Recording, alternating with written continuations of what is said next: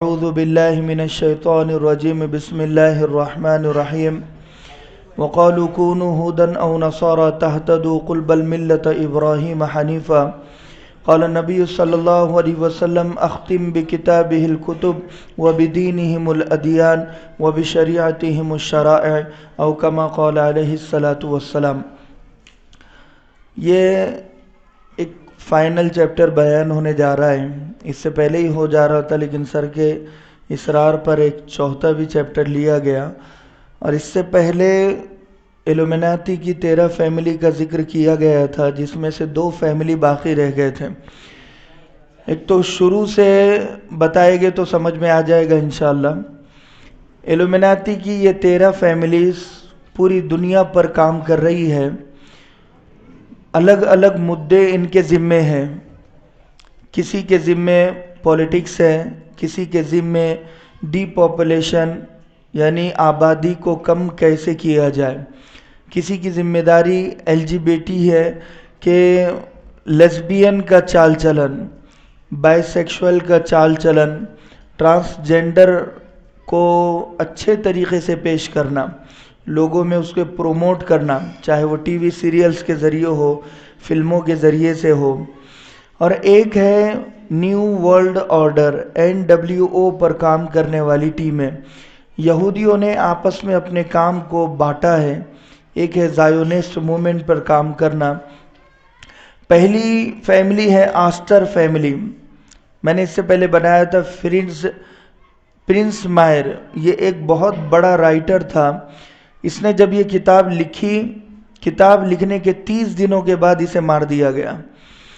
یہ خود ایلومیناتی میں جوائن تھا. 15 سال تک اس نے گزارے وہاں پر.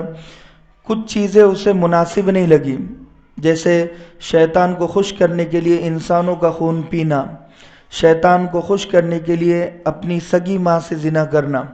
یہ ایلومیناتی کے رولز اینڈ ریگولیشن میں ہے اور اس کی پالیسی میں ہے کہ کسی اپنے کا خون تمہیں کرنا بھی ہوگا، پینا بھی ہوگا، جانوروں کا خون پینا ہوگا، شیطان کو خوش کرنا ہوگا، اس کی بلی چڑھانی ہوگی.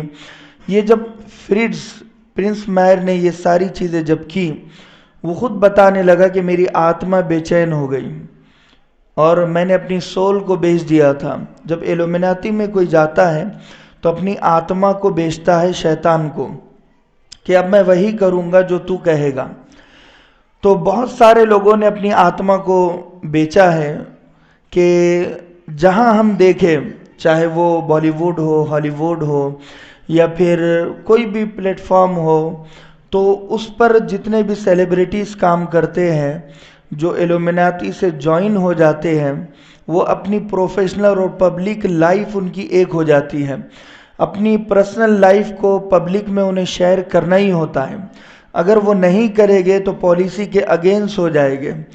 جیسے بالی ووڈ کی سیلیبریٹی ہے پرینکا چوپڑا، اس نے خود لہٰذا یہ بیان دیا تھا کہ میں اپنی پبلک لائف، پرسنل لائف دونوں شیئر کرنے پر مجبور ہوں، کیونکہ کیمراز کی نظر میں ہوتے ہیں. ایک پوری ٹیم ایلومیناتی کی ان سیلیبریٹیز کو فالو کرتی ہے بڑی گہرائی سے، چاہے ان کا گھر ہو، چاہے ان کا آفس ہو، چاہے ان کا جاب ہو، چاہے وہ شوٹنگ کر رہے ہو یا کسی بھی چیز میں ہو. ایلومیناتی کی بڑی بڑی فیملیز کی نظر ہوتی ہے، چاہے وہ ہندوستان کے ہو، پاکستان کے ہو، بنگلہ دیش کے ہو، کوئی بھی ہو. تو لہٰذا ایک ہے سول بیچنا، اپنی آتما کو بیچنا. جیسے اینڈریو ٹیٹ ہے جو ایک بہت بڑا فیمس باکسر تھا، آج اس دنیا میں وہ نہیں ہے.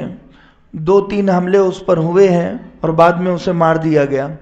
جو اینڈریو ٹیٹ ہے اس نے بڑے بڑے مدعوں پر آبجیکشن اٹھانا شروع کیا تھا. اس کا بائیکاٹ کیا گیا، اسے جیل میں ڈالا گیا، جیل میں ڈال کر اسے مار دیا گیا.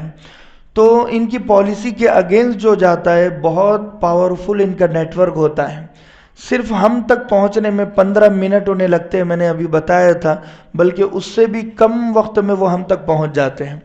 تو پہلی فیملی ہے آسٹر فیملی. یہ پولیٹکس پر کام کرتی ہے. دنیا میں جتنے بھی پولیٹیشین ہیں، آسٹر فیملی انہیں گائیڈ کرتی ہے کہ تمہیں کون سے سمے میں کون سی چیز کا مدعا اٹھانا ہے، کون سی چیز کا مدعا بنانا ہے، چاہے وہ ہندو مسلم ہو، ڈیوائڈ اینڈ رول ہو، ہندوستان میں ہو، بہت سارے مدعے اٹھے اور خاموش ہو گئے، اور کہاں گئے کسی کو پتہ نہیں چلا۔ جیسے یہاں پر نوٹ بندی کا مدعا اٹھا اور پھر ختم ہو گیا، جیسے یہاں پر ہندو مسلم کا مدعا اٹھا ختم ہو گیا، مندر مسجد کا مدعا اٹھا اور ختم ہو گیا۔ ان مدعوں کو اٹھانا، ٹویٹر پر ایک ہینڈل لہذا ایک ٹرینڈ چلانا اور نمبر 1 پوزیشن پر اس کو لانا، یہ پوری ایک ذمہ داری آفٹر فیملی کی ہوتی ہے۔ دوسری فیملی ہے بنڈی فیملی۔ میں نے اس سے پہلے بتایا تھا کہ یہ جو فیملی ہے یہ بینکنگ پر کام کرتی ہے اور یہ فنڈنگ بھی کرتی ہے۔ پولیٹیشین جب الیکشن لڑتے ہیں یا پھر کہیں پر کسی بھی طرح کی راجنیتی اگر کرنی ہو اور فنڈنگ میں کمی بیشی ہو رہی ہو تو بنڈی فیملی کا یہ کام ہے کہ پولیٹکس میں کبھی پیسوں کی کمی نہ ہو۔ تیسری فیملی ہے کولنز فیملی۔ یہ بینکنگ پر کام کرتی ہے کہ دنیا میں جتنے بھی بینکنگ، چاہے وہ HDFC بینک ہو، ایکسس بینک ہو، اس کے علاوہ SBI ہو، SBH ہو، فورن کے جو ہے چاہے وہ ورلڈ بینک ہو، اس کے علاوہ جتنے بھی ہیں تو وہ سارے بینکنگ پر کام کرے گی کولنز فیملی بڑی گہرائی و گہرائی سے۔ بہت اچھی طریقے سے یہ اپنے کاموں کو کرتے ہیں۔ ایک ہے ڈوپونٹ فیملی، یہ 4 نمبر کی فیملی ہے اور یہ فیملی ڈی پاپولیشن پر کام کرتی ہے۔ آبادی کو کم کیسے کرنا ہے، چاہے بیماریوں کے ذریعے سے ہو۔ اس سے پہلے TB کی بیماری کا علاج نہیں مل رہا تھا، ڈوپونٹ فیملی نے اس وائرس کو، اس بیماری کو چلایا۔ جیسے آج ایڈز ہے، ایڈز کی بیماری کا علاج نہیں تھا کچھ دنوں تک، اب وہ علاج آ گیا۔ بیماری پھیلانے والے بھی یہ لوگ ہیں اور بیماری کا علاج دینے والے بھی یہ لوگ ہیں۔ اس کی وجہ سے ان کا جو پیسہ ہے، روپیہ ہے، مال و دولت ان کے پاس زیادہ آ جاتا ہے۔ جیسے بہت بڑے ایک تاریخ دان ہیں پروفیسر حماد لکھوی صاحب، آپ بھی ان کے لٹریچر پڑھیے، بہت ہی مفید ہیں۔